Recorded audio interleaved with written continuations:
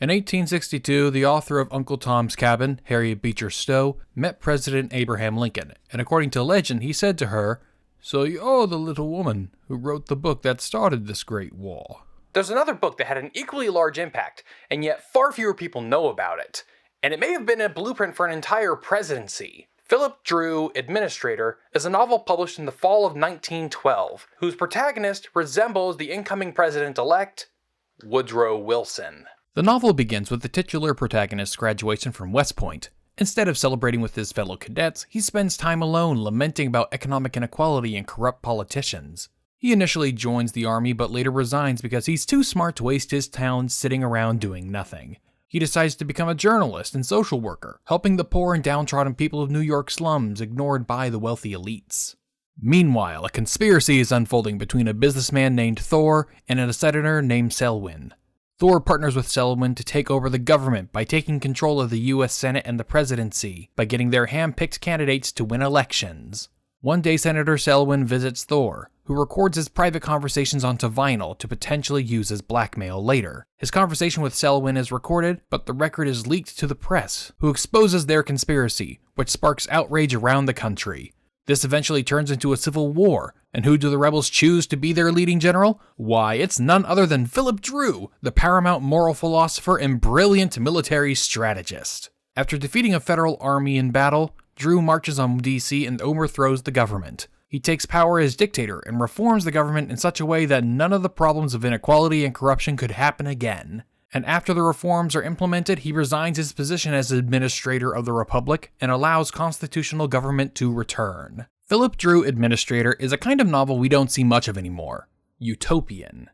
Today we are so used to various dystopian stories such as Brave New World, 1984, The Hunger Games, The Current Year, but we don't really see utopian novels anymore.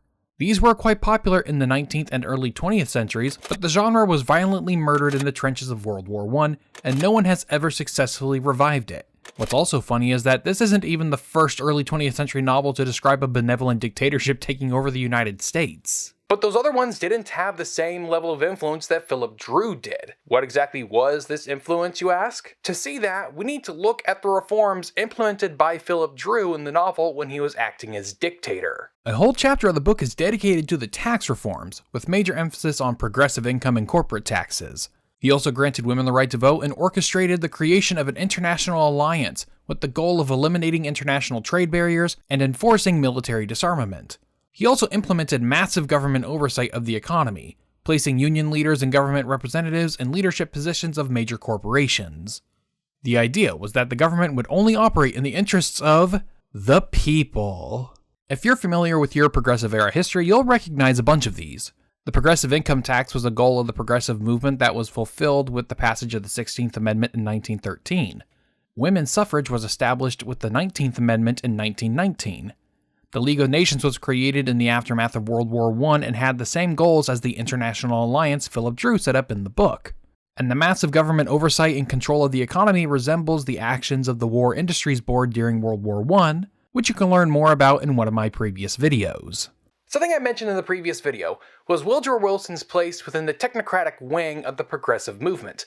He believed that a committee of experts could better run the lives of millions of people than the individuals themselves could. Well, this obsession with committees is on full display in Philip Drew's new government. In the later chapters of the book, you read about committee after committee being formed to create policy for the new government, of which Wilson was quite fond of as well. Another interesting similarity between the two is their treatment of free speech. You see, after Philip Drew takes power, there is a censorship of the media and individual voices, and this is all portrayed as being a positive thing, as a means to preserve the revolution. No one would be arrested, tried, or in any way disturbed, provided they accepted the result of the battle as final, and as determining a change in policy of government in accordance with the views held by those whom he represented. Failure to acquiesce in this, or any attempt to foster the policies of the late government, would be considered seditious, and would be punished by death. He was determined upon immediate peace and quietude, and any individual newspaper or corporation violating this order would be summarily dealt with. The present opportunity has been bought at a fearful cost, If we use it lightly, those who fell upon the field of Elma have died in vain, and the anguish of mothers and the tears of widows and orphans will mock us because we have failed in our duty to their beloved dead. And, hateful as is the thought of assuming supreme power, I can see no other way clearly. The book was also filled with other policy ideas that, although not achieved under Wilson, would be implemented under later presidents, such as Wilson's protege Franklin Delano Roosevelt. On top of that, there were other reforms made by Drew that were popular amongst progressives, but never implemented in real life, such as the ability for popular referendums on judicial decisions. Okay, so the book is definitely a product of its time, but what makes me so certain that it had an influence on the Wilson administration? Well, the answer is it's the author. I mentioned earlier that the book was published anonymously, but we know who published it today. The first public disclosure of its authorship happened in a debate in the U.S. Senate in 1918, when Illinois Senator Lawrence Sherman was speaking against one of the advisors of the Wilson administration. Be ever remembered, the Simon Pure texture of the Colonel's thoughts can be had only by digesting a novel written by him. I know that heretofore it has ordinarily been mere gossip around the cloakrooms that he was the author, but I state, subject to any proof that may be offered that he is not, that I have satisfactory evidence as leads me to say that he is the author of the novel. Philip Drew is an autobiography of the Colonel himself, and solves the conundrum how to get rid of the Constitution. Unless you're knowledgeable about progressive-era politics, then you probably don't know who Senator Sherman was referring to. You see, the Colonel was a nickname given to one of Woodrow Wilson's closest advisors, Edward Mandell House. House was a small-time political activist in Texas. Like Wilson, his family had supported the Confederacy during the Civil War, so it seems somewhat funny that he writes a novel in which those rebelling against the federal government win their respective Civil War. During his time in Texas politics, he helped get 4 governors elected, and to each of them he served as an unofficial advisor. In 1911, he moved up to the Northeast and met Woodrow Wilson, whom he was immediately drawn to.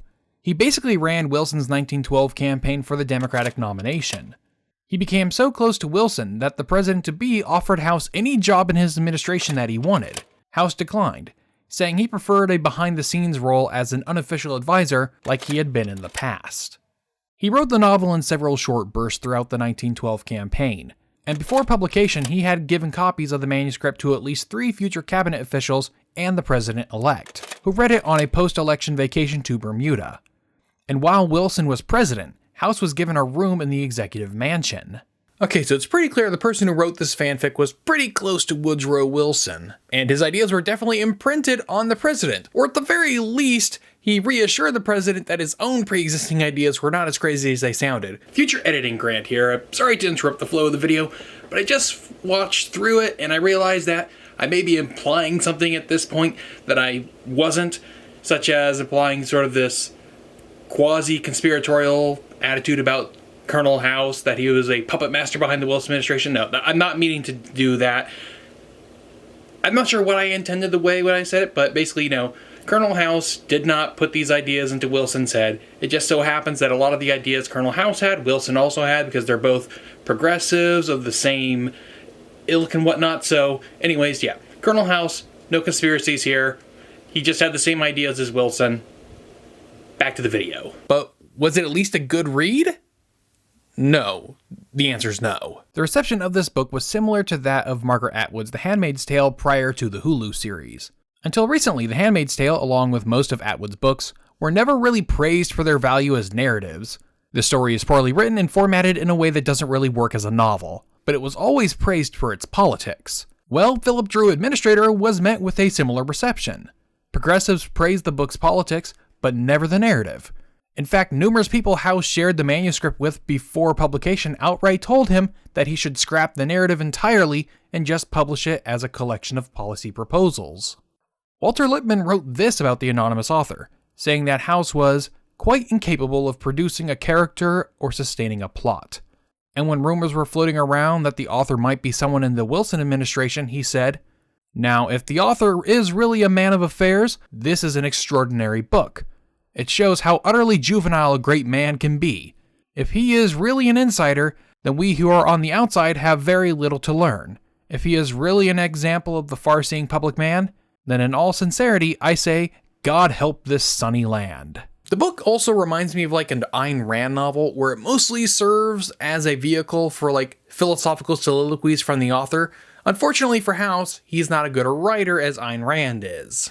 And thus his soliloquies sound like that annoying Marxist student at your junior college who's always running the student government. Here's a few passages that'll help you get the idea. We are entering a new era. The past is no longer to be a guide to the future.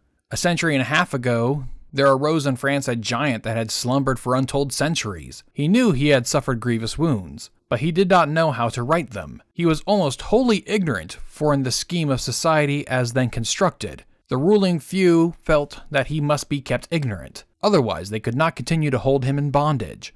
His labor and his very life itself was subjected to the greed, the passion, and the caprice of his overlord. It is the system that is at fault. His struggle and his environment from childhood have blinded him to the truth.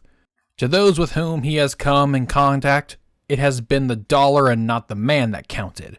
He does not know, perhaps he can never know, that it is labor of the mind and of the body that creates, and not capital. So let's recap. Woodrow Wilson's political advisor and best friend, Edward Mandell House, writes a fanfic about him overthrowing a democratically elected government so that he could get his pet socialist and progressive policies implemented. And while president, Wilson passes numerous policies from the book into law. And yet nobody remembers this book, probably because it sucks. But hey, it was published in 1912, which means now it is in the public domain. So if you wanted to write a sequel, rewrite it, make a film or a miniseries about it, you could do that. So go ahead, have at it. Anyways, if you're interested in learning more about Woodrow Wilson, I have a previous video about that you can click right here to watch. This video was made with the generous support of my patrons over at patreon.com/casualhistorian. Go there to learn more. If you enjoyed this video and would like to make sure you know when new videos come out, then click that subscribe button, click the bell icon to turn on notifications, and also click the like button. That tells YouTube to start putting my videos onto your homepage. Thanks for watching, and I'll see you next time.